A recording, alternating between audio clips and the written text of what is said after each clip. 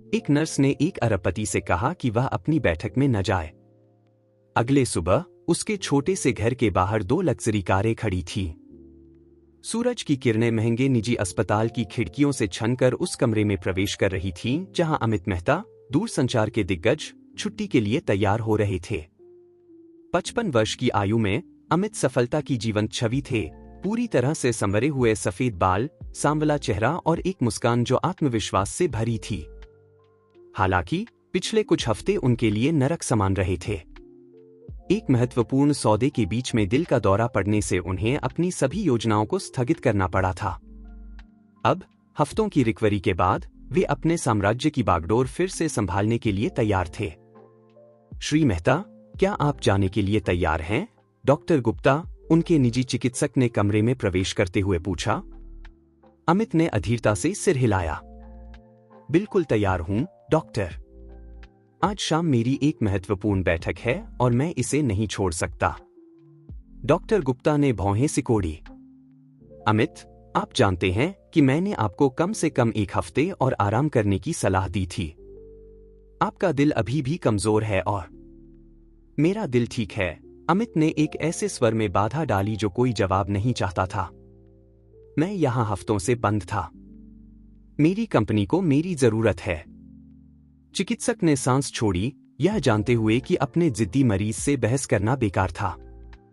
ठीक है, लेकिन मुझसे वादा करो कि आप चीजों को धीरे धीरे लेंगे और मेरे सभी निर्देशों का पालन करेंगे। अमित ने अपनी डिजाइनर शर्ट के बटन बंद करते हुए असावधानी से सिर हिलाया।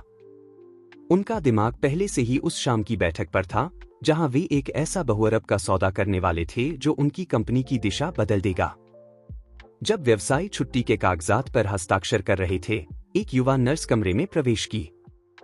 वह सुंदर थी, लंबे भूरे बाल और हरी आंखें जो एक रहस्य छिपाए हुए लग रही थी। अमित ने उसे आंख के कोने से देखा। उसके चेहरे में कुछ परिचित सा लगा, लेकिन उन्होंने जल्दी से इस विचार को खारिज कर दिया। श्री मेहता, नर्स ने कोमल लेकिन दृढ़ आवाज में कहा, मुझे पता है कि यह कहना मेरा काम नहीं है, लेकिन आज शाम की बैठक में मत जाइए। अमित ने उसे आश्चर्य से देखा।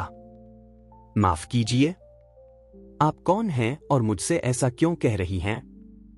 नर्स ने एक पल के लिए संदेह किया, जैसे वह अपने साथ संघर्ष कर रही हो। मेरा नाम नेहा है और मुझे बस पता है कि आपको नहीं जाना चाहिए। कृपया मुझ पर भरोसा करें। इससे पहले कि अमित जवाब दे पाते, नर्स तेजी से कमरे से बाहर चली गई, उन्हें भ्रमित और थोड़ा चिढ़ा हुआ छोड़ गई। वह औरत अपने आप को क्या समझती थी कि उसे आदेश दे? सिर हिलाते हुए अमित ने तैयार होना खत्म किया और अस्पताल से बाहर निकल गए, रहस्यमय नर्स की चेतावनी को नजरअंदाज करते हुए। उनका चालक उनकी लग्जरी काली कार के साथ प्रवेश द्वार पर उनका इंतजार कर रहा था। ऑफिस चलो, रवि, उन्होंने पिछली सीट पर बैठते हुए आदेश दिया। हमारे पास बहुत काम है। जैसे जैसे कार अस्पताल से दूर जा रही थी, अमित पिछली खिड़की से बाहर देखने से खुद को रोक नहीं पाए। एक पल के लिए उन्हें लगा कि वे नर्स नेहा को तीसरी मंजिल की खिड़की से देख रहे हैं। उसका चेहरा चिंता और कुछ और का मिश्रण था। दुख। अमित ने सिर हिलाया, इन विचारों को खारिज करते हुए। उनके पास ध्यान देने के लिए अधिक महत्वपूर्ण चीजें थीं। हालांकि उनके दिमाग के पीछे एक छोटी सी आवाज अभी भी पूछ रही थी, वह महिला उन्हें इतनी परिचित क्यों लग रही थी? और इससे भी महत्वपूर्ण, उसने उन्हें बैठक में न जाने की चेतावनी क्यों दी थी? जैसे जैसे कार शहर के यातायात में खो गई, अमित कल्पना भी नहीं कर सकते थे कि वह सरल चेतावनी कैसे उनके जीवन की दिशा को हमेशा के लिए बदल देगी। मेहता टेलीकम्युनिकेशंस के मुख्यालय वाली गगनचुंबी इमारत शहर के वित्तीय केंद्र में ऊंची खड़ी थी। अमित मेहता दृढ़ कदमों से लॉबी में प्रवेश किए, कर्मचारियों के आश्चर्यचकित चेहरों को नजरअंदाज करते हुए जो उन्हें इतनी जल्दी देखने की उम्मीद नहीं कर रहे थे। वापस आने पर स्वागत है, श्री मेहता, उनकी सहायक सुमन ने उनका अभिवादन किया, एक मध्यम आयु की महिला जो मोटे फ्रेम वाले चश्मे और हमेशा हाथ में एक नोटपैड लिए रहती थी। निदेशक मंडल आपका सम्मेलन कक्ष में इंतजार कर रहा है। अमित ने संक्षेप में सिर हिलाया।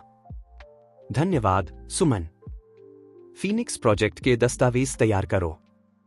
मुझे बैठक के लिए उनकी जरूरत होगी। जैसे जैसे वे निजी लिफ्ट में अंतिम मंजिल की ओर जा रहे थे, अमित नर्स की चेतावनी के बारे में सोचे बिना नहीं रह सके। उसने उन्हें इस बैठक में न जाने के लिए क्यों कहा था? उन्होंने सिर हिलाया, इन विचारों को खारिज करते हुए। उनके पास ध्यान देने के लिए अधिक महत्वपूर्ण मामले थे। जब वे अंदर प्रवेश किए तो बोर्ड रूम भरा हुआ था। निदेशक मंडल के सदस्य खड़े हो गए। कुछ के चेहरे पर वास्तविक मुस्कान थी, अन्य के चेहरे पर अधिक सावधान अभिव्यक्तियां थीं। अमित, आपको इतनी जल्दी देखकर क्या आश्चर्य हुआ? राहुल वर्मा ने कहा, जो कंपनी के उपाध्यक्ष और अमित के करीबी दोस्त थे। क्या आप सुनिश्चित हैं कि आपको यहां होना चाहिए? मैं बिल्कुल ठीक हूं, राहुल, अमित ने एक जबरदस्ती की मुस्कान के साथ जवाब दिया। अब क्या हम शुरू कर सकते हैं? बैठक पहले घंटे तक सामान्य रूप से आगे बढ़ी। अमित ने फीनिक्स प्रोजेक्ट पेश किया, एक अभिनव संचार प्लेटफॉर्म जो बाजार में क्रांति ला देगा। बोर्ड के सदस्य ध्यान से सुन रहे थे, कभी कभी सवाल पूछते थे। हालांकि जैसे जैसे बैठक आगे बढ़ी, अमित ने कुछ अजीब नोटिस करना शुरू किया। बोर्ड के कुछ सदस्यों के बीच चोरी छिपे नजरें का आदान प्रदान, मुश्किल से सुनाई देने वाली फुसफुसाहट, माहौल में एक तनाव जिसे वे समझा नहीं पा रहे थे। तभी उन्होंने इसे देखा। अपनी प्रस्तुति के बीच में उन्होंने देखा कि राहुल चुपके से एक दस्तावेज बोर्ड के एक अन्य सदस्य को सरका रहा था। कागज पर एक मुहर थी जिसे अमित ने तुरंत पहचान लिया। यह उनके मुख्य प्रतिद्वंद्वी ग्लोबल कम्युनिकेशंस का लोगो था। अचानक नर्स के शब्द उनके दिमाग में गूंजने लगे। क्या यही वह था जिसका वह जिक्र कर रही थी? क्या कोई षड्यंत्र चल रहा था? अमित ने अपनी प्रस्तुति जारी रखी, लेकिन उनका दिमाग तेजी से काम कर रहा था।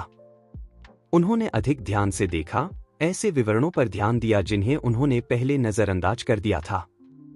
कुछ सदस्य कैसे उनकी नजरों से बच रहे थे, अन्य की बुरी तरह से छिपाई गई घबराहट। जब बैठक अंत में समाप्त हुई, अमित खुद को थका हुआ और भ्रमित महसूस कर रहे थे। कुछ निश्चित रूप से गलत था, लेकिन वे यह नहीं समझ पा रहे थे कि क्या। शानदार प्रस्तुति, अमित, राहुल ने कहा, एक ऐसी मुस्कान के साथ। शानदार प्रस्तुति, अमित, राहुल ने कहा, एक ऐसी मुस्कान के साथ जो उसकी आंखों तक नहीं पहुंची। हमें आपकी वापसी का जश्न मनाना चाहिए। कल रात मेरे घर पर डिनर का क्या ख्याल है? अमित ने ध्यान से सिर हिलाया, उनका दिमाग अभी भी घूम रहा था। ठीक है, राहुल। कल। वे बोर्ड रूम से बाहर निकले, ऐसा महसूस करते हुए जैसे पिछले कुछ घंटों में 10 साल बूढ़े हो गए हों। नर्स नेहा के शब्द अभी भी उनके दिमाग में गूंज रहे थे। वह कैसे जान सकती थी कि कुछ गलत था? इस मामले की तह तक पहुंचने के लिए दृढ़ संकल्पित, अमित अपने कार्यालय की ओर चले गए। उन्हें कुछ दस्तावेजों की समीक्षा करने, कुछ कॉल करने की जरूरत थी। कुछ गड़बड़ था और वे यह पता लगाने के लिए दृढ़ थे कि क्या था। जैसे ही वे अपनी डेस्क पर बैठे, वे इस भावना को झटक नहीं सके कि वे अभी एक खतरनाक खेल में प्रवेश कर चुके थे, एक ऐसा खेल जिसके सभी नियम वे नहीं जानते थे। नेहा की चेतावनी केवल शुरुआत थी। अब अमित मेहता एक ऐसे रहस्य का सामना कर रहे थे जो उन्होंने जो कुछ भी बनाया था उसे नष्ट करने की धमकी दे रहा था। और शहर के किसी कोने में नेहा नाम की एक युवा नर्स अपने छोटे से अपार्टमेंट की खिड़की से बाहर देख रही थी, सोच रही थी कि क्या उसने एक ऐसे आदमी को चेतावनी देकर सही किया था जिसे वह नहीं जानती थी, लेकिन फिर भी जो उसे अजीब तरह से परिचित लगता था। सूरज शहर पर डूब रहा था जब अमित मेहता अपने शानदार बंगले में प्रवेश किए। दिन शारीरिक और भावनात्मक रूप से थकाऊ रहा था और वे केवल एक व्हिस्की और अपने अध्ययन कक्ष की शांति चाहते थे। हालांकि नियति के अन्य योजनाएं थीं। श्री मेहता, उनकी हाउसकीपर मीरा ने उनका स्वागत किया, जो पिछले 2 दशकों से उनके साथ थी। आज दोपहर आपके लिए एक पैकेज आया था। मैंने इसे आपके अध्ययन कक्ष में रख दिया है, जैसा कि हमेशा करती हूं। अमित ने भौहें सिकोड़ी। वे किसी पैकेज की उम्मीद नहीं कर रहे थे। एक बुरी आशंका के साथ वे अपने अध्ययन कक्ष की ओर चले गए, एक सुंदर जगह जो किताबों और एक सफल जीवन की यादों से भरी थी। महोगनी की डेस्क पर एक मनीला लिफाफा उनका इंतजार कर रहा था। कांपते हाथों से अमित ने लिफाफा खोला। इसकी सामग्री ने उन्हें सांस रोक दी। उनकी कंपनी के आंतरिक दस्तावेज, गोपनीय ईमेल, यहां तक कि टेलीफोन कॉल के ट्रांसक्रिप्ट भी। सभी एक बात की ओर इशारा कर रहे थे, उनके खिलाफ एक षड्यंत्र जो उनके अपने निदेशक मंडल के कुछ सदस्यों द्वारा आयोजित किया गया था। असंभव, वे पन्नों को उत्तेजित होकर पलटते हुए बुदबुदाए। वहां सब कुछ था, प्रतियोगियों को गोपनीय जानकारी बेचने की योजनाएं, कंपनी में उनकी स्थिति को कमजोर करने की रणनीतियां, यहां तक कि उनकी हाल की स्वास्थ्य समस्या का फायदा उठाकर उन्हें सेवानिवृत्त करने की बहस भी। षड्यंत्रकारियों में एक नाम उभर कर सामने आया, राहुल वर्मा, उनका साथी और वर्षों का विश्वसनीय। विश्वासघात ने उन्हें पीठ में मुक्का मारने जैसा महसूस कराया। अमित अपनी कुर्सी पर ढह गए, उनका सिर चकरा रहा था। वे पहले कैसे नहीं समझ पाए? किसने ये दस्तावेज भेजे थे? और फिर बिजली की तरह उन्हें याद आया, नर्स नेहा। उसने उन्हें चेतावनी देने की कोशिश की थी।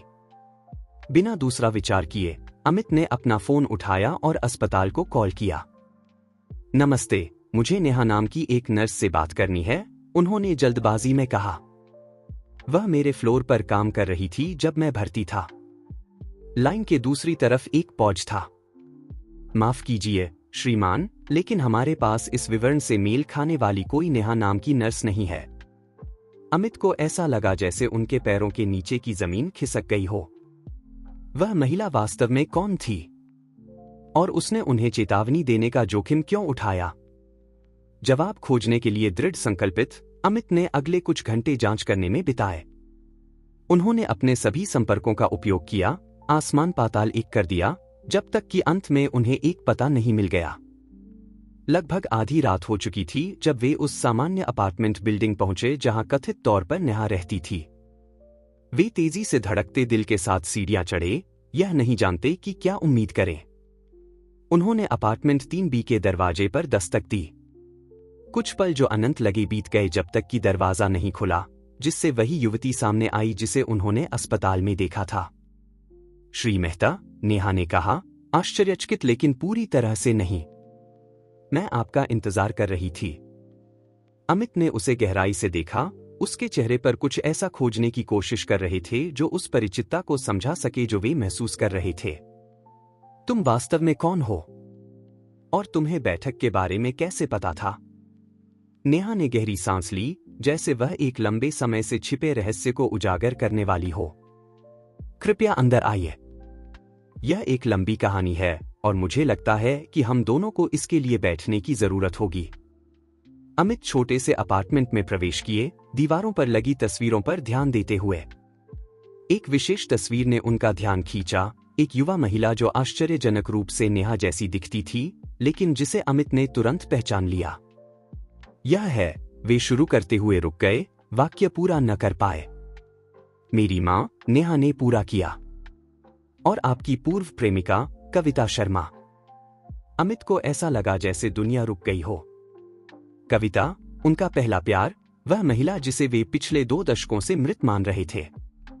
और उनके सामने एक युवती जो उसकी जीवंत छवि थी। मैं उनकी बेटी हूं, नेहा ने कांपती आवाज में कहा। और आप, अमित मेहता, मेरे पिता हैं। इस खुलासे के बाद जो सन्नाटा छाया वह बहरा करने वाला था। अमित ने नेहा को देखा, पहली बार उन विशेषताओं को देखते हुए जो उसने उनसे विरासत में पाई थी, नाक का आकार, आंखों में दृढ़ता। सब कुछ फिट बैठता था और साथ ही कुछ भी समझ में नहीं आ रहा था। लेकिन कैसे वे अंततः बोल पाए? कविता की मृत्यु 22 साल पहले हुई थी। मैं खुद उसके अंतिम संस्कार में गया था।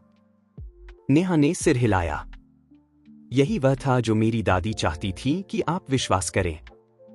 सच्चाई बहुत अधिक जटिल है और मुझे डर है कि यह उस षड्यंत्र से जुड़ी है जिसका आप अब सामना कर रहे हैं। अमित बैठ गए, महसूस करते हुए कि खुलासों का वजन उन्हें कुचल रहा था। उनकी दुनिया, जिसे वे इतना ठोस और नियंत्रित मानते थे, उनकी आंखों के सामने टूट रही थी। मुझे सब कुछ बताओ, उन्होंने अंततः कहा, एक ऐसी कहानी के लिए तैयार होते हुए जो उनके जीवन को हमेशा के लिए बदल देगी। और जैसे ही नेहा अतीत के रहस्यों को उजागर करना शुरू की, बाहर शहर की सड़कों पर छायाएं हिल रही थीं। अमित मेहता के खिलाफ षड्यंत्र चल रहा था और कोई भी यह अनुमान नहीं लगा सकता था कि इसके सभी शामिल लोगों के लिए क्या परिणाम होंगे।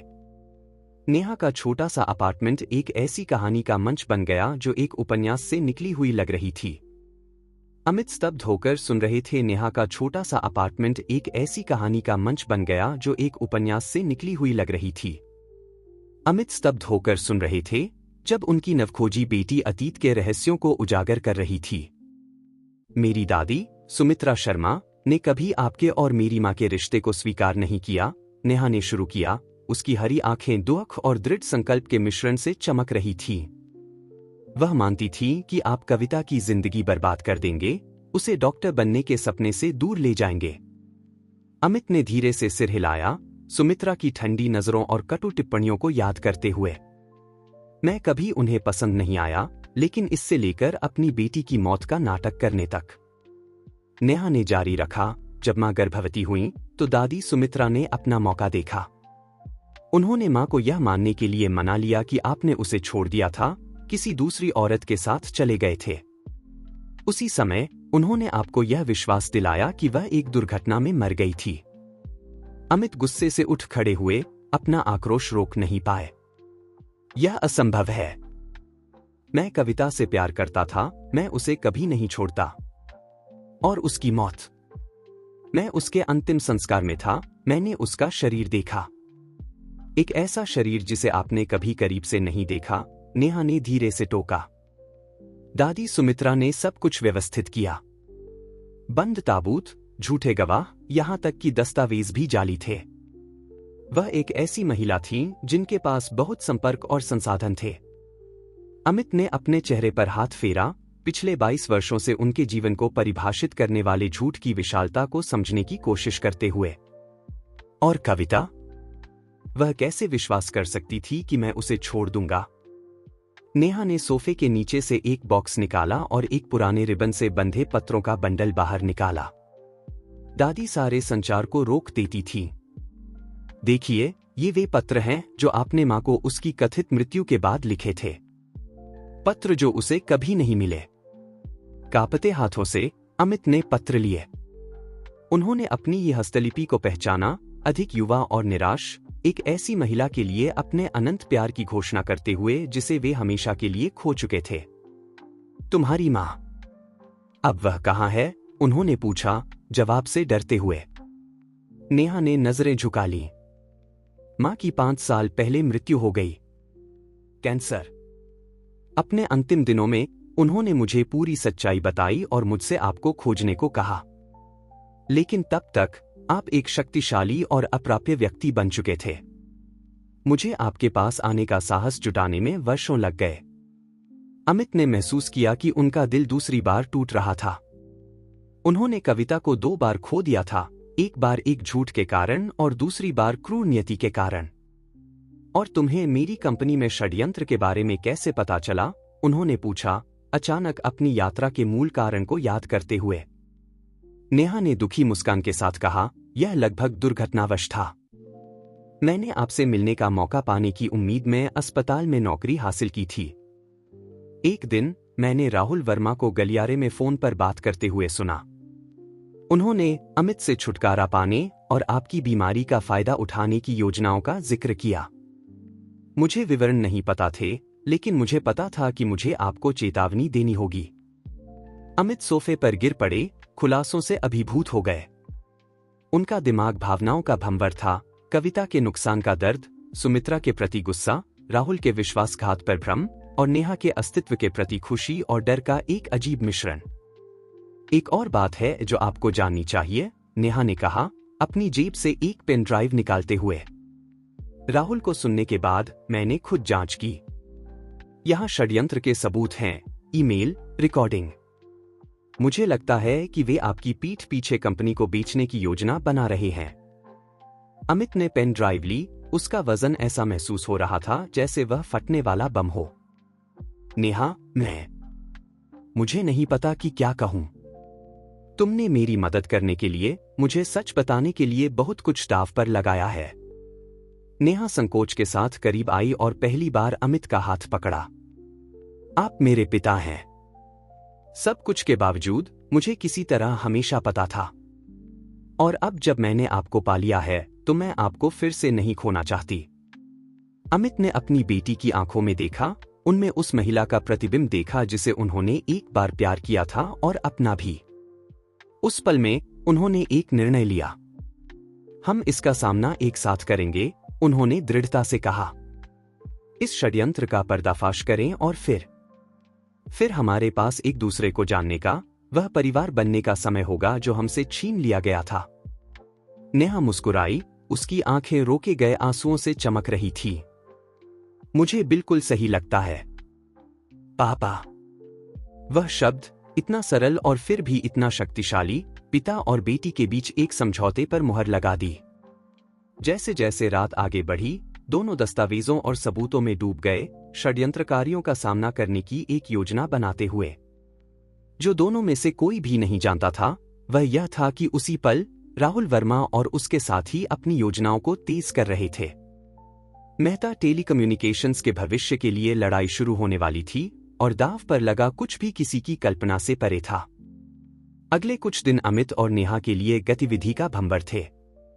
पिता और बेटी ने अथक रूप से काम किया, हर दस्तावेज, हर ईमेल, हर सुराग का विश्लेषण किया जो षड्यंत्र का पर्दाफाश करने में मदद कर सकता था।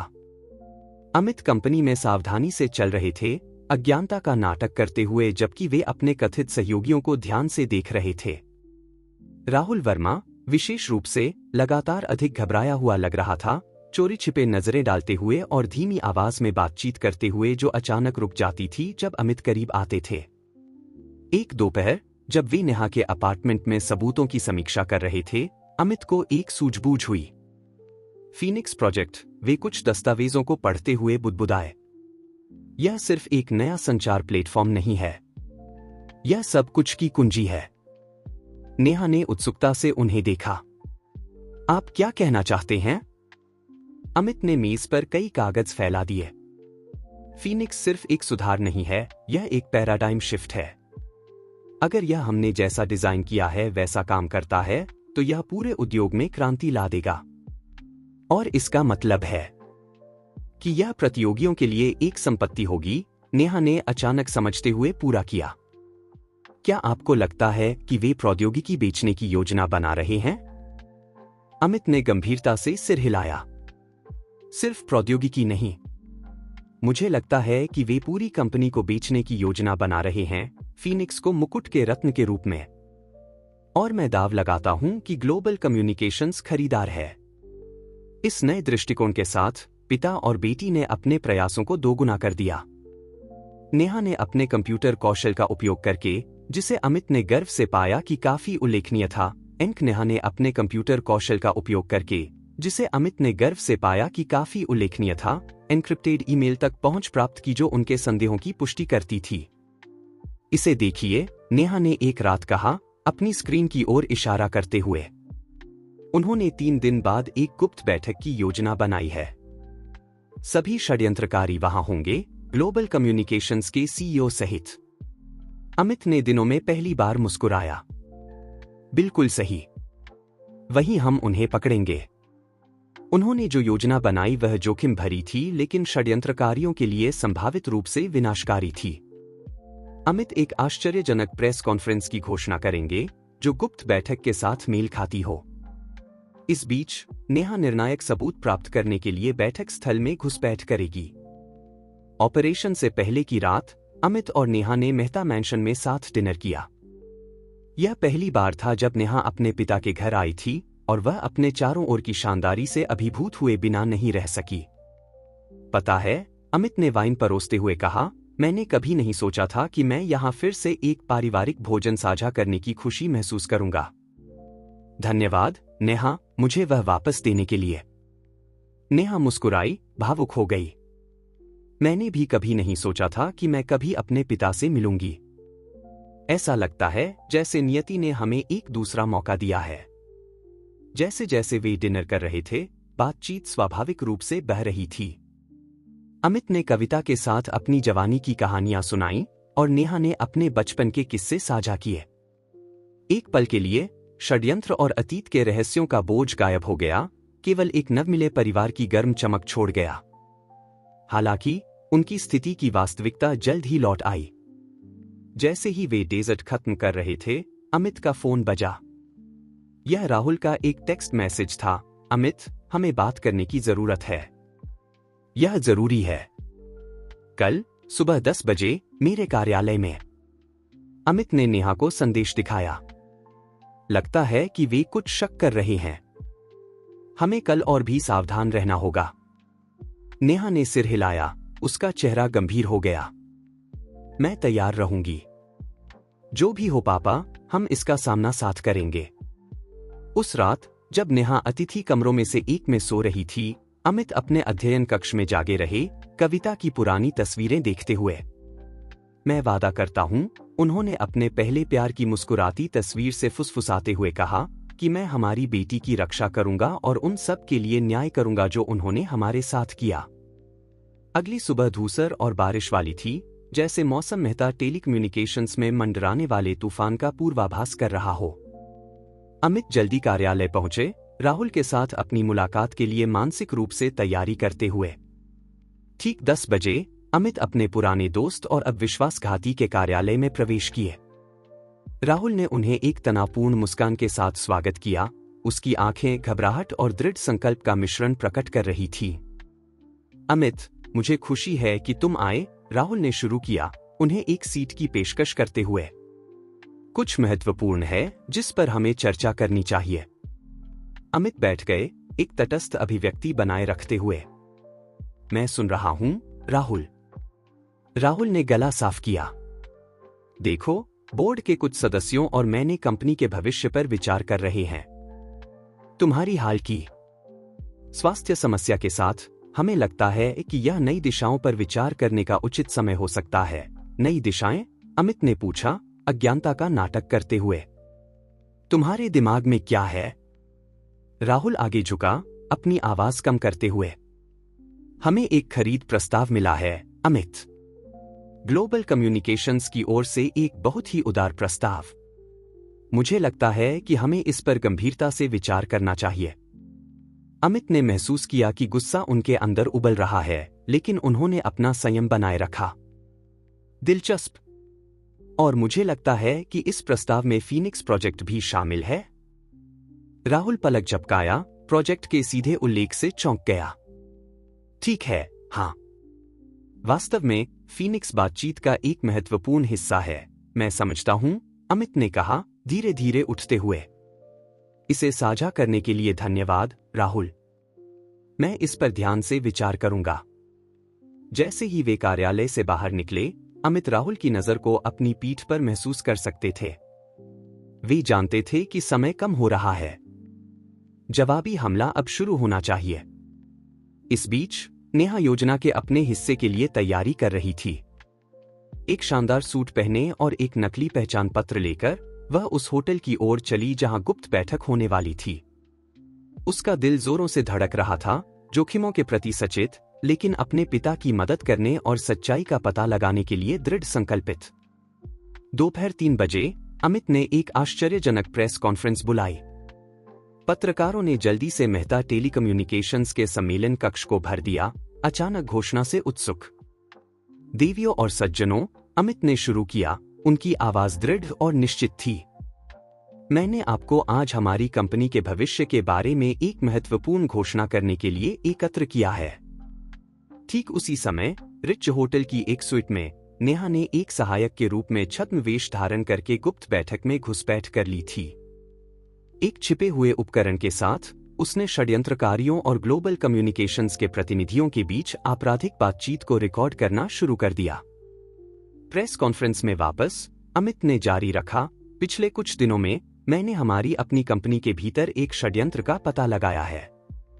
कुछ व्यक्तियों का एक समूह, जिसमें हमारे निदेशक मंडल के कुछ सदस्य शामिल हैं, मेहता टेलीकम्युनिकेशंस को हमारे मुख्य प्रतिद्वंद्वी ग्लोबल कम्युनिकेशंस को बेचने की साजिश रच रहे थे। कमरे में आश्चर्य की एक लहर दौड़ गई। कैमरों के फ्लैश उन्मत्त रूप से चमकने लगे जब अमित ने षड्यंत्र के विवरण का खुलासा किया, अकाट्य सबूत प्रस्तुत किए। होटल में नेहा डर के साथ सुन रही थी कि कैसे षड्यंत्रकारी बिक्री के अंतिम विवरणों पर चर्चा कर रहे थे, इस तथ्य से अनजान कि अमित उसी समय उनकी योजनाओं का खुलासा कर रहे थे। और अब अमित ने कहा, अपनी प्रस्तुति के चरम पर पहुंचते हुए, मेरे पास इस षड्यंत्र के लाइव सबूत हैं। इस समय विश्वासघाती रिच होटल में एकत्र हैं, ग्लोबल कम्युनिकेशंस के साथ सौदा कर रहे हैं। एक नाटकीय इशारे के साथ अमित ने अपने पीछे एक विशाल स्क्रीन सक्रिय की। उपस्थित सभी लोगों के आश्चर्य के लिए होटल की स्वीट से एक लाइव स्ट्रीम दिखाई दी, जो स्पष्ट रूप से राहुल वर्मा और बोर्ड के अन्य सदस्यों को ग्लोबल कम्युनिकेशंस के अधिकारियों के साथ बातचीत करते हुए दिखा रही थी। कमरा सवालों और उद्घोषों के कोलाहल में फट पड़ा। अमित ने अपने भीतर की भावनात्मक तूफान को प्रतिबिंबित न करते हुए शांति से निष्कर्ष निकाला, जैसा कि आप देख सकते हैं, हमने इस विश्वासघात का पर्दाफाश कर दिया है। इस क्षण से सभी शामिल लोगों को अपने पदों से निलंबित कर दिया जाएगा और वे अपने कार्यों के कानूनी परिणाम भुगतेंगे। जबकि पत्रकार अधिक सवालों के साथ आगे बढ़ रहे थे, अमित ने नेहा को चुपचाप कमरे में प्रवेश करते देखा, सिर हिलाकर यह पुष्टि करते हुए कि मिशन सफल रहा था। पिता और बेटी ने विजय और राहत की एक नजर का आदान प्रदान किया। षड्यंत्र का पर्दाफाश हो चुका था, लेकिन अमित और नेहा के लिए यह केवल शुरुआत थी। अब उन्हें अपने कार्यों के परिणामों का सामना करना होगा और इससे भी महत्वपूर्ण, उस पारिवारिक संबंध को बनाना शुरू करना होगा जो उनसे इतने लंबे समय तक छीन लिया गया था। विस्फोटक प्रेस कॉन्फ्रेंस के बाद के दिन गतिविधि के भंवर थे। मेहता टेलीकम्युनिकेशंस अराजकता में डूब गया क्योंकि आंतरिक और बाहरी जांच चल रही थी। राहुल वर्मा और अन्य षड्यंत्रकारियों को गिरफ्तार कर लिया गया और मीडिया घोटाले के बारे में बात करना बंद नहीं कर रहा था। अमित अपनी ओर से तूफान के केंद्र में थे। आपातकालीन बोर्ड बैठकों, जांचकर्ताओं के साथ साक्षात्कार और प्रेस कॉन्फ्रेंस के बीच उनके पास सांस लेने का मुश्किल से समय था। हालांकि हर खाली क्षण में उनके विचार नेहा की ओर लौटते थे और उन अविश्वसनीय घटनाओं की श्रृंखला की ओर जो उन्हें एक साथ लाई थी। घटना के एक सप्ताह बाद अमित को आखिरकार एक ब्रेक मिला। उन्होंने नेहा को अपने मैंशन में डिनर के लिए आमंत्रित किया, बाहरी दुनिया के अराजकता से दूर अपनी नवखोजी बेटी के साथ समय बिताने के लिए दृढ़ संकल्प। जैसे जैसे वे शानदार डाइनिंग रूम में खाना खा रहे थे, अमित यह नोटिस किए बिना नहीं रह सके कि नेहा कितनी कविता जैसी दिखती है। वह जिस तरह से सोचते समय अपना सिर झुकाती थी, उसकी आंखों में दृढ़ता की चमक, यहां तक कि उसकी हंसी भी, सब कुछ उन्हें उस महिला की याद दिलाता था जिसे उन्होंने इतने वर्षों पहले प्यार किया था। पता है, अमित ने एक आरामदायक मौन को तोड़ते हुए कहा, मुझे अभी भी विश्वास नहीं होता कि तुम यहां हो, कि तुम वास्तविक हो। नेहा मुस्कुराई, थोड़ी शर्मीली। मुझे भी कभी कभी इस पर विश्वास करना मुश्किल लगता है। वर्षों तक मैंने कल्पना की थी कि आपसे मिलना कैसा होगा, लेकिन वास्तविकता, यह मैंने जो कभी सपने में भी नहीं सोचा था उससे कहीं बेहतर है। अमित ने महसूस किया कि उनके गले में एक गांठ बन रही है। नेहा, मैं चाहता हूं कि तुम जानो कि मुझे गहरा खेद है कि मैं इन सभी वर्षों में तुम्हारे लिए वहां नहीं था। अगर मुझे पता होता। यह आपकी गलती नहीं थी, नेहा ने नरमी से बाधा डाली। हम परिस्थितियों और दूसरों के कार्यों के शिकार थे। महत्वपूर्ण यह है कि अब हम यहां हैं, एक साथ। अमित ने सिर हिलाया, अपनी बेटी की समझ के लिए आभारी। तुम सही हो, और मैं वादा करता हूं कि अब से मैं तुम्हारे लिए यहां रहूंगा, जो भी तुम्हें चाहिए। इसके बाद बातचीत स्वाभाविक रूप से बहने लगी। उन्होंने नेहा के बचपन, उसकी नर्सिंग की पढ़ाई, उसके सपनों और आकांक्षाओं के बारे में बात की। अमित ध्यान से हर शब्द सुन रहे थे, खोए हुए वर्षों को वापस पाने की कोशिश कर रहे थे। तभी नेहा ने कुछ ऐसा कहा जिसने अमित का ध्यान खींचा। पता है, उसने अपने डेजर्ट के साथ खेलते हुए कहा, मैंने आपको दादी सुमित्रा के बारे में कुछ नहीं बताया है। अमित उस नाम को सुनकर तन गए। क्या है? नेहा ने एक गहरी सांस ली, इससे पहले कि वह जारी रखे। कुछ महीने पहले, इससे पहले कि मैंने आपसे संपर्क करने का फैसला किया, मुझे दादी सुमित्रा का एक पत्र मिला। अमित आगे झुके, उनकी जिज्ञासा जाग गई। एक पत्र? मुझे लगा था कि वह वर्षों पहले मर गई थी। नेहा ने सिर हिलाया। यही मां और मैं भी मानते थे। लेकिन प्रतीत होता है कि दादी इस पूरे समय जीवित थीं, दक्षिण अमेरिका में एक झूठे नाम से रह रही थीं। पत्र में क्या लिखा था? अमित ने पूछा। उनकी आवाज तनावपूर्ण थी। नेहा ने अपने बैग से एक मुड़ा हुआ लिफाफा निकाला और उसे अपने पिता को दिया। मुझे लगता है कि आपको इसे खुद पढ़ना चाहिए। कांपते हाथों से अमित ने लिफाफा खोला और पढ़ना शुरू किया। प्रिय नेहा, अगर तुम यह पढ़ रही हो तो इसका मतलब है कि मैंने अंततः अपने अतीत की गलतियों का सामना करने का साहस जुटा लिया है। मैं जानती हूं कि मैं तुम्हारी मां की और निश्चित रूप से अमित की माफी की हकदार नहीं हूं। लेकिन इस दुनिया में मेरा समय समाप्त होने से पहले मुझे लगता है कि मुझे अपने कार्यों की व्याख्या करनी चाहिए। 2 दशक से अधिक पहले मैंने अपने जीवन की सबसे बड़ी गलती की थी जब मैंने तुम्हारे माता पिता को अलग कर दिया। उस समय मुझे लगा कि मैं कविता को एक अनिश्चित भविष्य से बचा रही थी, एक ऐसे महत्वाकांक्षी व्यक्ति के साथ जो, मैंने सोचा, अंततः उसे छोड़ देगा। लेकिन मैं बुरी तरह गलत थी।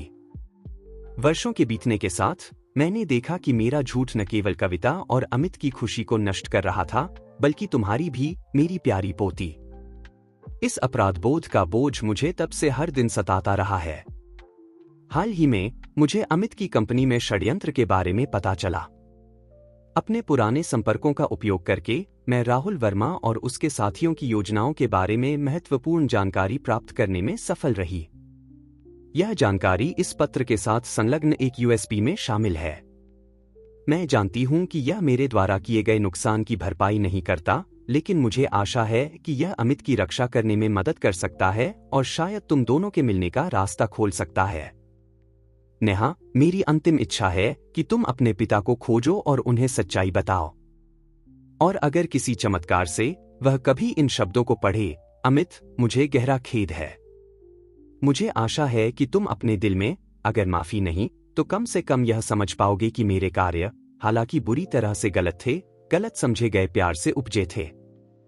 अपने सारे पश्चाताप और प्यार के साथ, सुमित्रा शर्मा। अमित ने पत्र गिरा दिया। उनका दिमाग भावनाओं का भंवर था। गुस्सा, दर्द, भ्रम और आश्चर्यजनक रूप से समझ की एक झलक उनके विचारों पर हावी होने के लिए संघर्ष कर रही थी। तुमने यह कब प्राप्त किया? उन्होंने अंततः पूछा। उनकी आवाज मुश्किल से एक फुसफुसाहट थी। 3 महीने पहले, नेहा ने जवाब दिया। यही वह कमरा सवालों और उद्घोषों के कोलाहल में फट पड़ा। अमित ने अपने भीतर की भावनात्मक तूफान को प्रतिबिंबित न करने वाली शांति के साथ निष्कर्ष निकाला। जैसा कि आप देख सकते हैं, हमने इस विश्वासघात का पर्दाफाश कर दिया है। इस क्षण से सभी शामिल लोगों को अपने पदों से निलंबित कर दिया जाएगा और वे अपने कार्यों के कानूनी परिणाम भुगतेंगे। जब पत्रकार अधिक सवालों के साथ आगे बढ़े, अमित ने नेहा को चुपके से कमरे में प्रवेश करते देखा, जो यह पुष्टि करने के लिए सिर हिला रही थी कि मिशन सफल रहा था। पिता और बेटी ने विजय और राहत की एक नजर का आदान प्रदान किया। षड्यंत्र का पर्दाफाश हो चुका था, लेकिन अमित और नेहा के लिए यह केवल शुरुआत थी। अब उन्हें अपने कार्यों के परिणामों का सामना करना होगा और, इससे भी महत्वपूर्ण, उस पारिवारिक संबंध को बनाना शुरू करना होगा जो उनसे इतने लंबे समय तक छीन लिया गया था। विस्फोटक प्रेस कॉन्फ्रेंस के बाद के दिन गतिविधि के भंवर थे। मेहता टेलीकम्युनिकेशंस अराजकता में डूब गया क्योंकि आंतरिक और बाहरी जांच चल रही थी। राहुल वर्मा और अन्य षड्यंत्रकारियों को गिरफ्तार कर लिया गया था और मीडिया घोटाले के बारे में बात करना बंद नहीं कर रहा था। अमित अपनी ओर से तूफान के केंद्र में थे। आपातकालीन बोर्ड बैठकों, जांचकर्ताओं के साथ साक्षात्कार और प्रेस कॉन्फ्रेंस के बीच उनके पास सांस लेने का भी समय मुश्किल से था। हालांकि हर खाली क्षण में उनके विचार नेहा और उन अविश्वसनीय घटनाओं की श्रृंखला की ओर लौटते थे जिन्होंने उन्हें एक साथ लाया था। घटना के 1 सप्ताह बाद अमित को आखिरकार एक ब्रेक मिला। उन्होंने नेहा को अपने मैंशन में डिनर के लिए आमंत्रित किया, बाहरी दुनिया के कोलाहल से दूर अपनी नवखोजी बेटी के साथ समय बिताने के लिए दृढ़ संकल्पित। जैसे जैसे वे शानदार डाइनिंग रूम में खाना खा रहे थे, अमित यह नोट किए बिना नहीं रह सके कि नेहा कितनी कविता जैसी दिखती थी। वह तरीका जिससे वह सोचते समय अपना सिर झुकाती थी, उसकी आंखों में दृढ़ संकल्प की चमक, यहां तक कि उसकी हंसी भी, सब कुछ उन्हें उस महिला की याद दिलाता था जिसे उन्होंने इतने साल पहले प्यार किया था। तुम जानती हो, अमित ने एक आरामदायक मौन को तोड़ते हुए कहा, मुझे अभी भी विश्वास नहीं होता कि तुम यहां हो, कि तुम वास्तविक हो। नेहा मुस्कुराई, थोड़ी शर्मीली। मुझे भी कभी कभी इस पर विश्वास करना मुश्किल लगता है। वर्षों तक मैंने कल्पना की थी कि आपसे मिलना कैसा होगा, लेकिन वास्तविकता, यह मैंने जो कभी सपने में भी नहीं सोचा था उससे कहीं बेहतर है। अमित ने महसूस किया कि उनके गले में एक गांठ बन रही है। नेहा, मैं चाहता हूं कि तुम जानो कि मुझे गहरा खेद है कि मैं इन सभी वर्षों में तुम्हारे लिए वहां नहीं था। अगर मुझे पता होता। यह आपकी गलती नहीं थी, नेहा ने नरमी से बाधा डाली। हम परिस्थितियों और दूसरों के कार्यों के शिकार थे।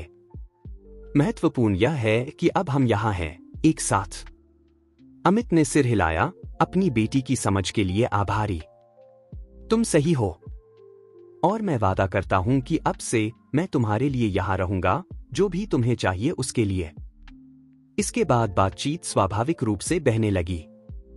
उन्होंने नेहा के बचपन के बारे में बात की, उसकी नर्सिंग की पढ़ाई के बारे में, उसके सपनों और आकांक्षाओं के बारे में। अमित ध्यान से हर शब्द सुन रहे थे, खोए हुए वर्षों को वापस पाने की कोशिश कर रहे थे। तभी नेहा ने कुछ ऐसा कहा जिसने अमित का ध्यान खींचा। आप जानते हैं, उसने अपने डेजर्ट के साथ खेलते हुए कहा, मैंने आपको दादी सुमित्रा के बारे में कुछ नहीं बताया है। अमित उस नाम को सुनकर तन गए। क्या है? नेहा ने एक गहरी सांस ली और जारी रखा। कुछ महीने पहले, इससे पहले कि मैंने आपसे संपर्क करने का फैसला किया, मुझे दादी सुमित्रा का एक पत्र मिला। अमित आगे झुके, उनकी जिज्ञासा जाग गई। एक पत्र? मुझे लगा था कि वह वर्षों पहले मर चुकी थी। नेहा ने सिर हिलाया। यही मां और मैं भी सोचते थे। लेकिन प्रतीत होता है कि दादी इस पूरे समय जीवित थीं, दक्षिण अमेरिका में एक झूठे नाम से रह रही थीं। पत्र में क्या लिखा था? अमित ने पूछा, उनकी आवाज तनावपूर्ण थी। नेहा ने अपने बैग से एक मुड़ा हुआ लिफाफा निकाला और अपने पिता को दिया। मुझे लगता है कि आपको इसे खुद पढ़ना चाहिए। कांपते हाथों से अमित ने लिफाफा खोला और पढ़ना शुरू किया। प्रिय नेहा, अगर तुम यह पढ़ रही हो तो इसका मतलब है कि मैंने अंततः अपने अतीत की गलतियों का सामना करने का साहस जुटाया है। मुझे पता है कि मैं तुम्हारी या तुम्हारी मां की माफी के लायक नहीं हूं, और निश्चित रूप से अमित की भी नहीं। लेकिन इस दुनिया में मेरा समय समाप्त होने से पहले मुझे लगता है कि मुझे अपने कार्यों की व्याख्या करनी चाहिए। 2 दशक से अधिक पहले मैंने अपने जीवन की सबसे बड़ी गलती की थी जब मैंने तुम्हारे माता पिता को अलग कर दिया। उस समय मुझे लगा कि मैं कविता को एक अनिश्चित भविष्य से बचा रही थी, एक महत्वाकांक्षी आदमी के साथ जो, मैंने सोचा, अंततः उसे छोड़ देगा। लेकिन मैं बुरी तरह से गलत थी। वर्षों के बीतने के साथ मैंने देखा कि मेरा झूठ न केवल कविता और अमित की खुशी को नष्ट कर रहा था, बल्कि तुम्हारी भी, मेरी प्यारी पोती। इस अपराधबोध का बोझ मुझे तब से हर दिन सताता रहा है।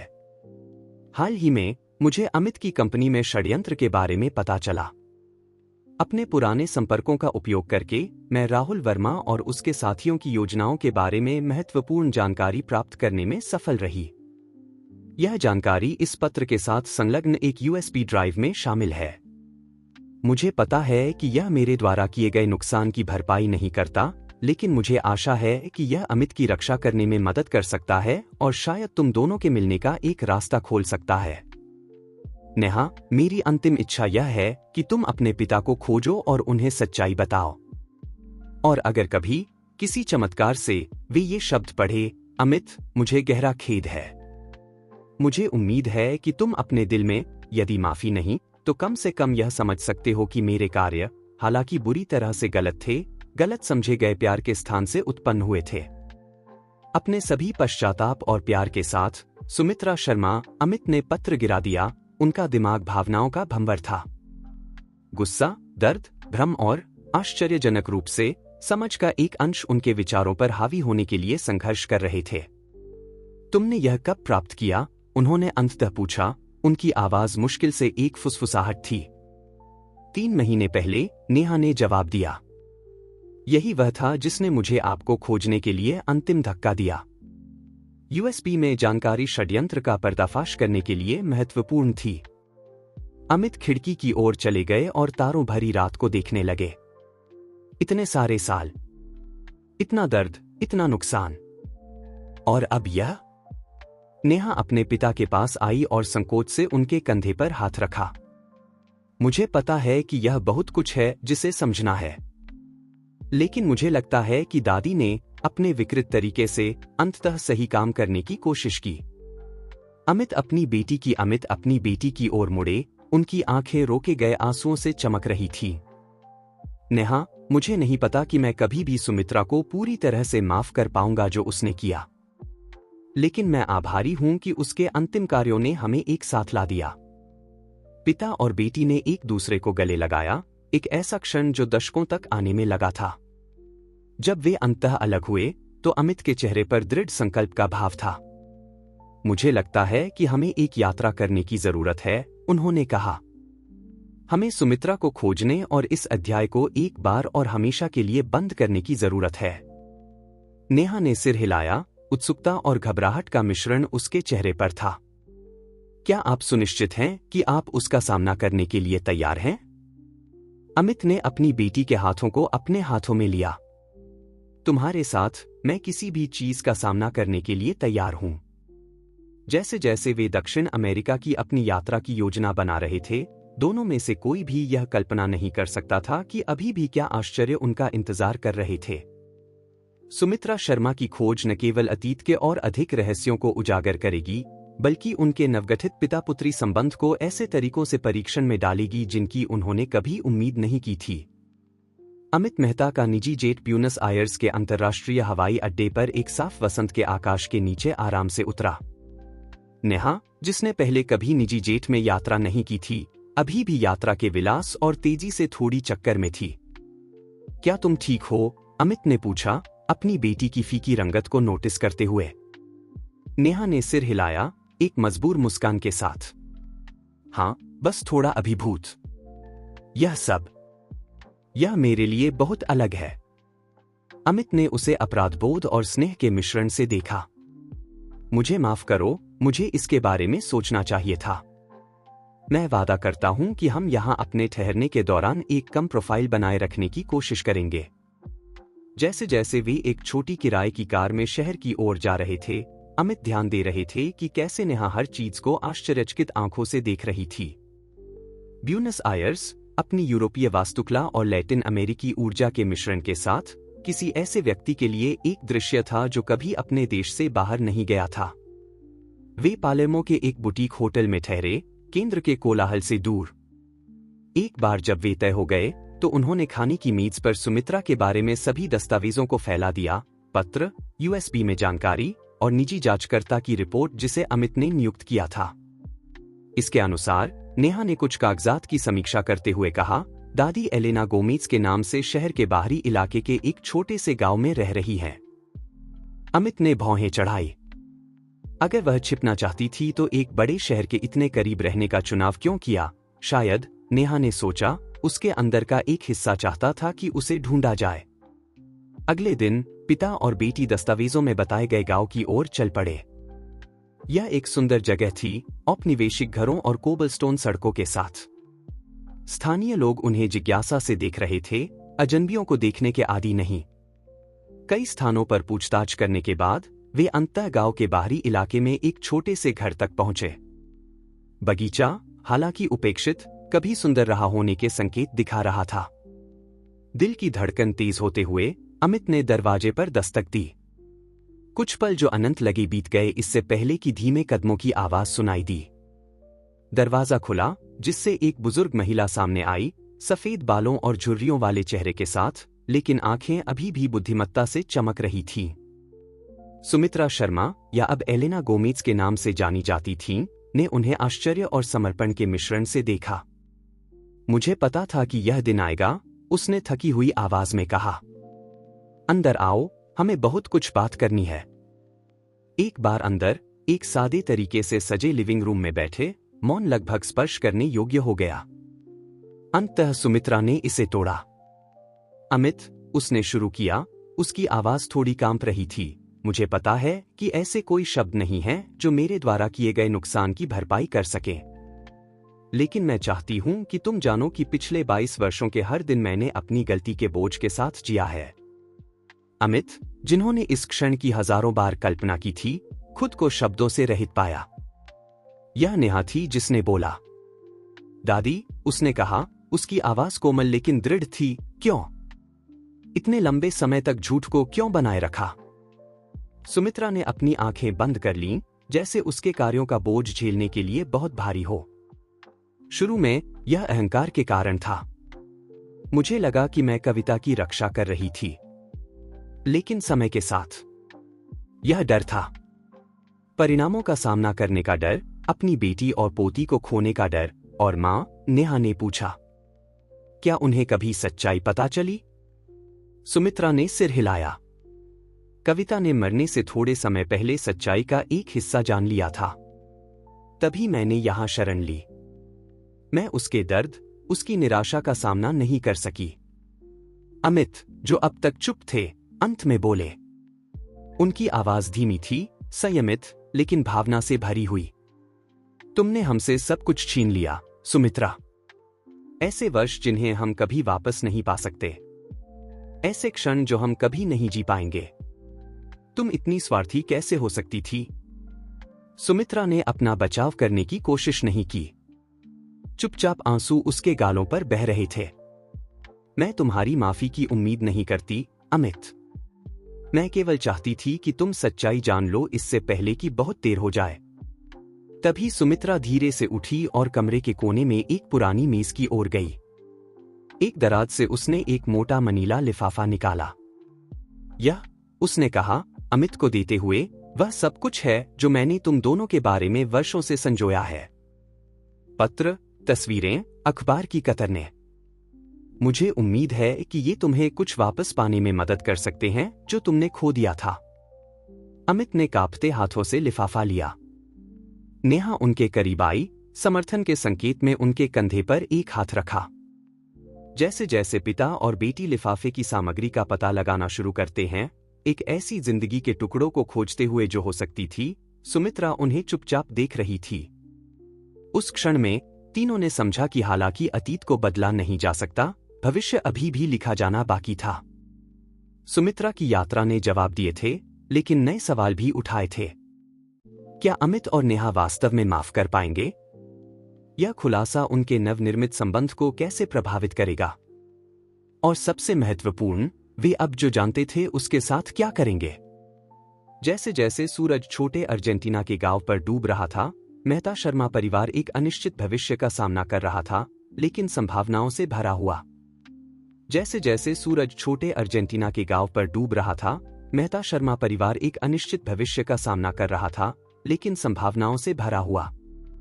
वापस की उड़ान शांत रही।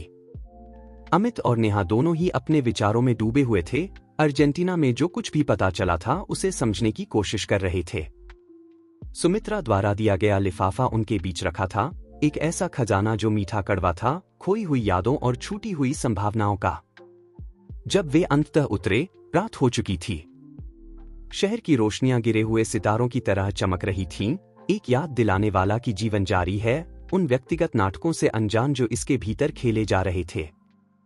नेहा, अमित ने कहा जब वे हवाई अड्डे से बाहर निकल रहे थे, मुझे पता है कि यह एक गहन यात्रा रही है। क्या तुम आज रात मेरे घर रहना चाहोगी? हम एक साथ लिफाफे की सामग्री की समीक्षा कर सकते हैं। नेहा ने कृतज्ञतापूर्वक सिर हिलाया। मुझे बहुत अच्छा लगेगा, पापा। वह शब्द, पापा, अभी भी उसके होठों पर अजीब लगता था, लेकिन हर बार जब वह इसे कहती थी, उसे ऐसा लगता था जैसे उसके जीवन की पहेली का एक और टुकड़ा फिट हो गया हो। मेहता मैंशन में पिता और बेटी आरामदायक अध्ययन कक्ष में बैठ गए। मीरा, हाउसकीपर, उन्हें चाय और बिस्कुट लाकर दी और फिर चुपचाप चली गई, क्षण की महत्वपूर्णता को महसूस करते हुए। कांपते हाथों से अमित ने लिफाफा खोला। सबसे पहले उन्होंने एक थोड़ी पुरानी तस्वीर निकाली। इसमें एक युवा कविता कैमरे की ओर मुस्कुरा रही थी, उसका पेट एक गर्मियों की पोशाक के नीचे हल्का उभरा हुआ था। यह मेरी मां होनी चाहिए जब वह मुझे गर्भ में लेकर थीं, नेहा ने फुसफुसाते हुए कहा, श्रद्धा से छवि को छूते हुए। अमित ने सिर हिलाया, बोलने में असमर्थ। कविता को युवा और उज्जवल देखना, यह जानते हुए कि वे कभी उसके साथ वे क्षण साझा नहीं कर पाए, उनका दिल टूट रहा था। वे लिफाफे की सामग्री का पता लगाना जारी रखे, प्रेम पत्र जो कभी नहीं भेजे गए, अमित की व्यावसायिक सफलताओं के बारे में अखबार की कतरने, यहाँ तक कि सुनहरे बालों का एक छोटा गुच्छा जो केवल बच्ची नेहा का हो सकता था। जैसे जैसे रात आगे बढ़ी, पिता और बेटी ने अपने परिवार की कहानी को पुनर्निर्मित किया, हर नई जानकारी के टुकड़े के साथ खालीपन को भरते हुए। वे हंसे, रोए और धीरे धीरे ठीक होने लगे। जब सूरज क्षितिज पर झांकने लगा, अमित और नेहा खुद को बालकनी पर बैठे हुए पाया, सूर्योदय को देखते हुए। तुम जानती हो, अमित ने आरामदायक मौन को तोड़ते हुए कहा, वर्षों तक मैंने सोचा था कि मेरी विरासत मेहता टेलीकम्युनिकेशंस होगी। मैंने सोचा था कि यही सबसे महत्वपूर्ण चीज होगी जो मैं इस दुनिया में छोड़ूंगा। लेकिन अब क्या? नेहा ने धीरे से पूछा। अमित ने उसकी ओर देखा, उनकी आंखें प्यार और दृढ़ संकल्प के मिश्रण से चमक रही थी। अब मुझे पता है कि मेरी असली विरासत तुम हो, नेहा। और मैं अपने बाकी जीवन को उस पिता के रूप में बिताना चाहता हूं जो मुझे हमेशा होना चाहिए था। नेहा ने महसूस किया कि उसकी आंखों में आंसू जमा हो रहे हैं। पापा, मुझे नहीं पता कि क्या कहूं। तुम्हें कुछ कहने की जरूरत नहीं है, अमित ने जवाब दिया, उसका हाथ पकड़ते हुए। बस मुझसे वादा करो कि तुम मुझे अपने जीवन का हिस्सा बनने का मौका दोगी, तुम्हें वास्तव में जानने का। नेहा ने सिर हिलाया, अपने पिता का हाथ दबाते हुए। मैं वादा करती हूं। उस क्षण में, जब सूरज आकाश में ऊपर उठ रहा था, जागती हुई शहर को रोशन करते हुए, अमित मेहता ने एक फैसला लिया। नेहा, उन्होंने कहा, मैं सोच रहा था, मैं हमने जो सीखा है उसके साथ कुछ सार्थक करना चाहता हूं। तुम्हें क्या लगता है अगर हम एक फाउंडेशन बनाएं? हम अलग हुए परिवारों को फिर से मिलाने में मदद कर सकते हैं, तुम्हारी मां के सम्मान में नर्सिंग के छात्रों को छात्रवृत्ति दे सकते हैं। नेहा की आंखें चमक उठीं। यह शानदार होगा, पापा। और शायद क्या हम दादी सुमित्रा जैसे बुजुर्ग लोगों की मदद करने के लिए एक कार्यक्रम शामिल कर सकते हैं? ऐसे लोग जिन्होंने गलतियां की हैं लेकिन प्रायश्चित की तलाश कर रहे हैं। अमित मुस्कुराए, अपनी बेटी की करुणा से आश्चर्यचकित और गर्वित। यह एक बहुत अच्छा विचार है, नेहा। मुझे लगता है कि तुम्हारी मां तुम पर बहुत गर्व करती। जैसे जैसे दिन आगे बढ़ा, पिता और बेटी ने अपने नए फाउंडेशन की योजना बनानी शुरू कर दी। उन्होंने इसे नई सुबह फाउंडेशन नाम देने का फैसला किया, उस क्षण के सम्मान में जब उन्होंने अपनी दर्दनाक कहानी से कुछ सकारात्मक बनाने का फैसला किया था। जैसे जैसे वे काम कर रहे थे, अमित यह नोटिस किए बिना नहीं रह सके कि नेहा ने न केवल कविता की करुणा विरासत में पाई थी, बल्कि उसकी तीक्ष्ण बुद्धि और संगठनात्मक क्षमता भी। उन्होंने खुद को कल्पना करते हुए पाया कि अपनी बेटी को बड़े होते देखना कैसा होता, और हालांकि उस नुकसान का दर्द कभी पूरी तरह से गायब नहीं होगा, उन्हें यह जानकर सांत्वना मिली कि उनके पास अभी भी एक साथ एक भविष्य था। आने वाले हफ्तों में मेहता के नए फाउंडेशन की खबर तेजी से फैल गई। मीडिया, जो अभी भी मेहता टेलीकम्युनिकेशंस में षड्यंत्र के घोटाले को समझ रहा था, इस नई कहानी पर टूट पड़ा। अमित और नेहा एक बार फिर ध्यान के केंद्र में आ गए, लेकिन इस बार सकारात्मक कारणों से। नई सुबह फाउंडेशन का उद्घाटन एक भावनात्मक कार्यक्रम था। अमित और नेहा ने पहली बार सार्वजनिक रूप से अपनी कहानी साझा की, दर्शकों को अपने नुकसान, पुनर्खोज और आशा के वृत्तांत से प्रभावित करते हुए। हमारी कहानी, अमित ने अपने भाषण में कहा, दूसरे मौकों की कहानी है। इसने हमें सिखाया कि अतीत की गलतियों को सुधारने, पुल बनाने और जो खो गया था उसे फिर से बनाने के लिए कभी देर नहीं होती। यह हमारी इच्छा है कि यह फाउंडेशन दूसरों को भी वही अवसर दे सके। नेहा, अपने पिता के बगल में खड़ी, ने जोड़ा, हम कविता शर्मा की याद को भी सम्मानित करना चाहते हैं, एक ऐसी महिला जिसका प्यार सबसे कठिन बाधाओं को भी पार कर गया। उनकी देखभाल और करुणा की भावना इस फाउंडेशन के माध्यम से हर उस जीवन में जीवित रहेगी जिसे हम छुएंगे। दर्शकों में परिचित और नए चेहरे मिले जुले थे। अमित के पुराने कर्मचारी थे, अपने बॉस को जीवन के इस नए चरण में देखकर गर्वित। वहां उस अस्पताल के नर्स और डॉक्टर भी थे जहां नेहा ने काम किया था, यह देखकर उत्साहित कि उनकी सहयोगी अपनी नई स्थिति का उपयोग अच्छा करने के लिए कर रही थी। और आखिरी पंक्ति में भीड़ में लगभग छिपी हुई एक परिचित आकृति आंसू भरी आंखों से सब कुछ देख रही थी। सुमित्रा शर्मा, जो गुप्त रूप से अर्जेंटीना से यात्रा करके आई थी, पश्चाताप और गर्व के मिश्रण के साथ देख रही थी कि कैसे उसकी पोती और वह आदमी जिसे उसने एक बार अपनी बेटी से अलग कर दिया था, अब एकजुट होकर उस दर्द से कुछ सुंदर बना रहे थे जो उसने पैदा किया था। जब समारोह समाप्त हुआ और लोग तितर बितर होने लगे, सुमित्रा संकोच के साथ अमित और नेहा के पास आई। मुझे नहीं पता था कि मेरा स्वागत होगा या नहीं, सुमित्रा ने कांपती आवाज में कहा।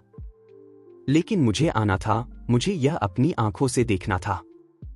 नेहा पहली प्रतिक्रिया करने वाली थी, अपनी दादी को दृढ़ता से गले लगाते हुए। मुझे खुशी है कि आप यहां हैं, उसने फुसफुसाया।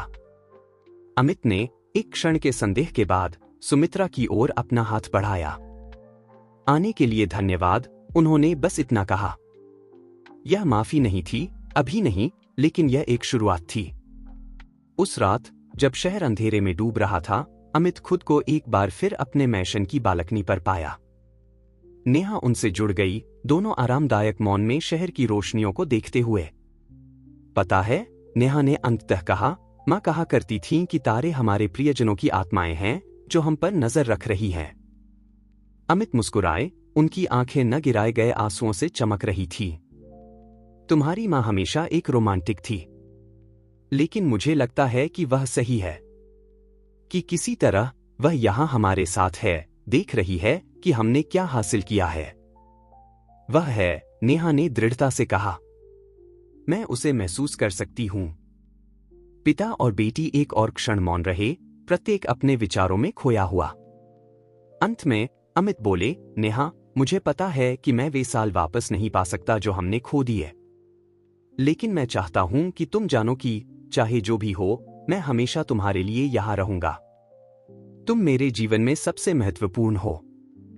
नेहा ने अपना सिर अपने पिता के कंधे पर रख दिया। मुझे पता है, पापा, और आप मेरे लिए सबसे महत्वपूर्ण हैं। मैं आभारी हूं कि सब कुछ के बावजूद हमने एक दूसरे के पास वापस आने का रास्ता पा लिया। जैसे जैसे रात आगे बढ़ी, अमित और नेहा मेहता एक साथ रहे, आशा और दृढ़ संकल्प के साथ भविष्य की ओर देखते हुए। वे जानते थे कि आगे का रास्ता आसान नहीं होगा, कि अभी भी बाधाएं पार करनी होंगी और घाव भरने होंगे। लेकिन वे यह भी जानते थे कि जब तक वे एक दूसरे के पास थे, वे जीवन द्वारा प्रस्तुत किसी भी चुनौती का सामना कर सकते थे। और कहीं तारों से परे कविता शर्मा मुस्कुरा रही थी, यह जानकर कि उसका प्यार सभी विपरीत परिस्थितियों पर विजयी हुआ था, अंततः उस परिवार को एकजुट करके जिसका उसने हमेशा सपना देखा था। जैसे जैसे दिन बीतते गए, नई सुबह फाउंडेशन ने अपना काम शुरू किया। अमित और नेहा ने पूरे देश में अलग हुए परिवारों को फिर से मिलाने के लिए कार्यक्रम शुरू किए, नर्सिंग छात्रों को छात्रवृत्ति प्रदान की और उन बुजुर्गों के लिए सहायता कार्यक्रम शुरू किए जो अपने अतीत की गलतियों से उबरने की कोशिश कर रहे थे। फाउंडेशन की सफलता ने मीडिया का ध्यान खींचा और जल्द ही अमित और नेहा को राष्ट्रीय टेलीविजन पर साक्षात्कार के लिए आमंत्रित किया गया। वे अपनी कहानी साझा करने और दूसरों को प्रेरित करने का अवसर देखकर सहमत हो गए।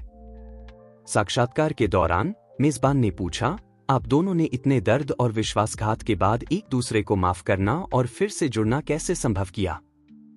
अमित ने एक पल के लिए सोचा, फिर जवाब दिया, माफी एक प्रक्रिया है, एक यात्रा। यह एक रात में नहीं होता। लेकिन जब आप समझते हैं कि प्यार और परिवार का मूल्य किसी भी कड़वाहट या गुस्से से अधिक है, तो आप उस यात्रा को शुरू करने के लिए तैयार हो जाते हैं। नेहा ने जोड़ा, और यह सिर्फ माफी के बारे में नहीं है, यह समझने के बारे में भी है। हमने सीखा है कि हर किसी की अपनी कहानी होती है, अपने संघर्ष होते हैं। जब हम उन्हें समझने की कोशिश करते हैं, तो हम एक दूसरे के करीब आते हैं। साक्षात्कार के बाद फाउंडेशन को और भी अधिक समर्थन मिला। लोग अपनी कहानियां साझा करने के लिए आगे आए और कई ने मदद मांगी। अमित और नेहा ने हर मामले को व्यक्तिगत ध्यान दिया, यह सुनिश्चित करते हुए कि हर किसी को वह सहायता मिले जिसकी उन्हें आवश्यकता थी। एक दिन जब वे फाउंडेशन के कार्यालय में काम कर रहे थे, नेहा ने अचानक कहा, पापा, मुझे लगता है कि हमें दादी के लिए कुछ करना चाहिए। अमित ने अपनी बेटी की ओर देखा, थोड़ा आश्चर्यचकित। क्या मतलब? नेहा ने समझाया, मुझे पता है कि वह जो कुछ भी किया उसके लिए माफी मांगना मुश्किल है, लेकिन वह भी इस कहानी का हिस्सा है। शायद हम उन्हें फाउंडेशन में शामिल कर सकते हैं, उनके अनुभव का उपयोग दूसरों की मदद करने के लिए कर सकते हैं। अमित ने एक लंबी सांस ली। यह एक कठिन विषय था, लेकिन वह जानता था कि नेहा सही थी।